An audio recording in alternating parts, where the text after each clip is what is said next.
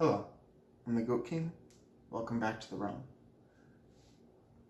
My first series of videos was designing a dungeon for Pathfinder 2nd Edition. My next series of videos, we're going to dive into Starfinder a little bit. I personally love the Starfinder role-playing system. I think it is awesome, honestly. But there are some gripes I've seen from the community. Issues that are making it harder for a lot of people to really get the most out of this game.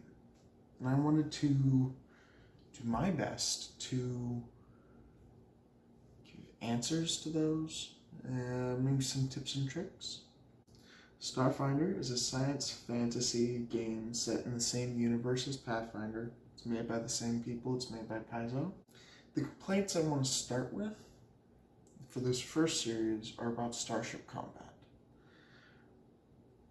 In Starfinder, there's a whole rule set for running a starship and how it interacts in combat with other starships. And I think that system has a lot of promise. Unfortunately, because of a few problems, a lot of people that I've noticed, there are a lot of people who don't seem to enjoy it particularly much. There are people who do, but there are a lot of people who are running into these roadblocks that make it less fun for them than the rest of the game is. And I want to address those and see what I can do to fix that. First of all, being that it is an entirely different set of rules for combat, and it doesn't pull a lot from normal combat for ground combat, person to person, and it doesn't get used a ton, means a lot of people, they don't get past the part where it's just uncomfortable and get to the part where they're comfortable with it. It kind of stays inside the zone of discomfort. People don't get used to it, and then they can't get the full experience out of it. And my solution, which I will address in these videos, is compartmentalizing the rules. In Starfinder combat, every player would take on a role in the starship. Unless you have a squad of fighters, but that's going to be a lot less common.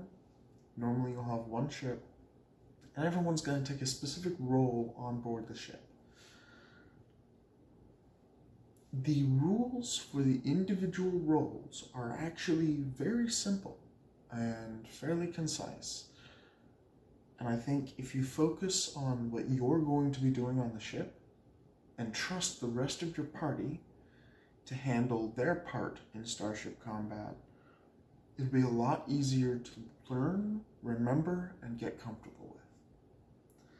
So I am going to do a 5-minute video on each of the roles on board a ship, as well as a 10-minute video specifically for game masters, considering game masters will typically be running a whole ship by themselves.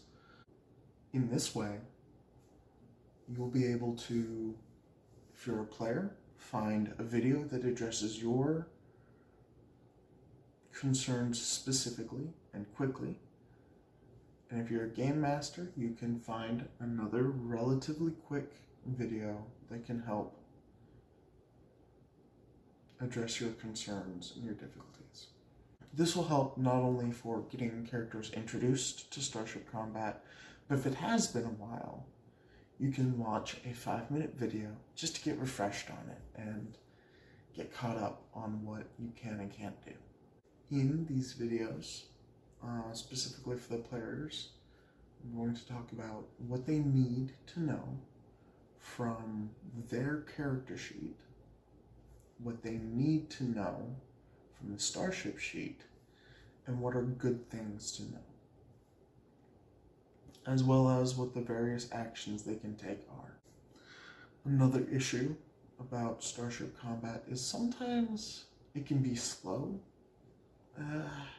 You'll have rounds where both ships have attacked each other, but neither hit or neither did any significant amount of damage.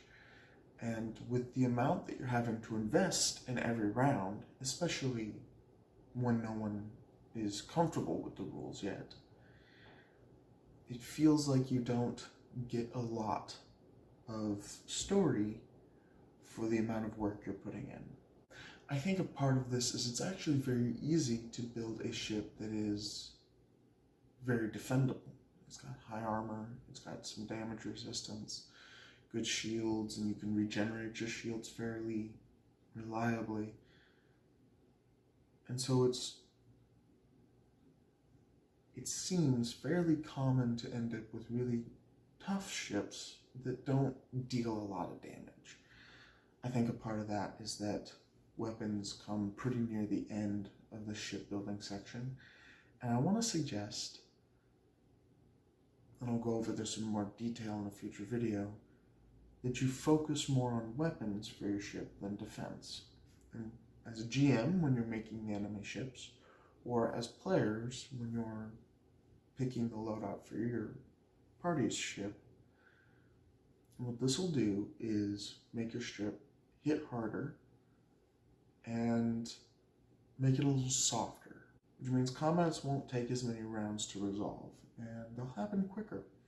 Once your party are more experienced with the rules and they can get through their turns, their phases of the turn faster, you can start going into the more heavily armed ships, heavily armored ships, because there are benefits to that, and there is options for ships that are more heavily armored that you just don't have for your glass cannons. You're not gonna get very far running in a ship that only takes a couple hits to knock out. So having glass cannon ships really focuses you on the combat side. But once you're more comfortable with the rules, you can drop the glass cannons and switch more into the, well, making whatever ship best fits your party. And the third issue that has come up online and even for my group is stilted roleplay. There's one character sheet for the ship, and everybody needs information from it, and everybody needs to be kept up to date on what's going on with the ship, and that's something that has to happen. But if that's happening outside of roleplay, there's not a lot else that happens inside of roleplay, other than the characters taking their specific actions. My proposed solution for this is to have the captain hold the character sheet for the starship. And then when the various members of the ship need to know information, the captain dispenses it. If the port shields are getting really low, the captain can say, shore up those shields. Defend our port side. Don't let them hit us on the port side. Various things they can role play that will transmit the information to the rest of the players and allow them to roleplay in kind while actually performing their actions. This has been my short intro video to the series I'm going to do. There will be more videos going into more detail into all of these steps and ideas for your players as well as your GMs to help spice up Starship combat, get it flowing more smoothly, and maybe have a little more fun role-playing. Until next time, keep rolling your dice.